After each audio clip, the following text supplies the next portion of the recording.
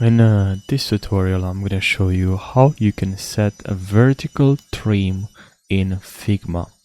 And this can be very helpful to learn because it's going to improve visual clarity and consistency by setting up vertical trim.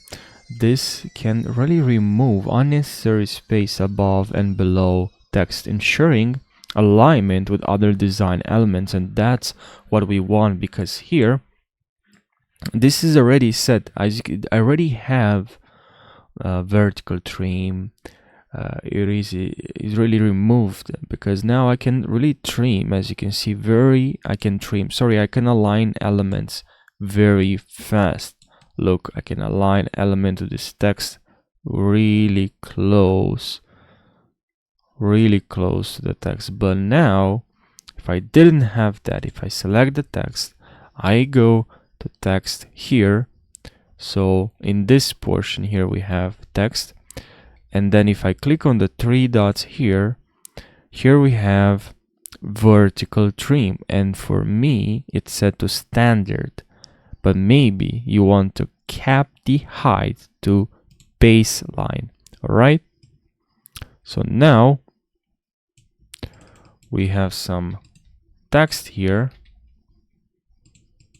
and also let's remove this here. Now let's add like this.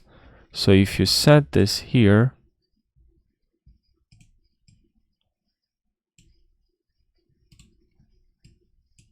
you see there's this difference, and you just won't be able to do it without it.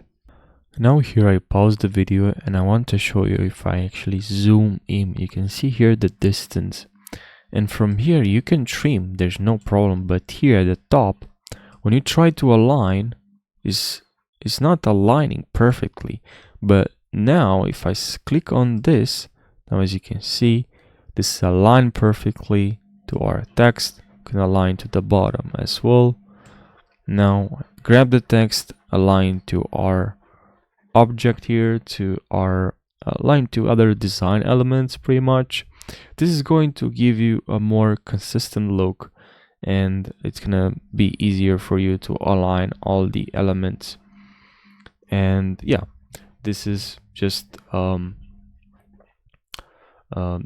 way you have to be precise, right? So you are not precise if you don't have that turned on, or you have that selected, which is this one, this vertical trim.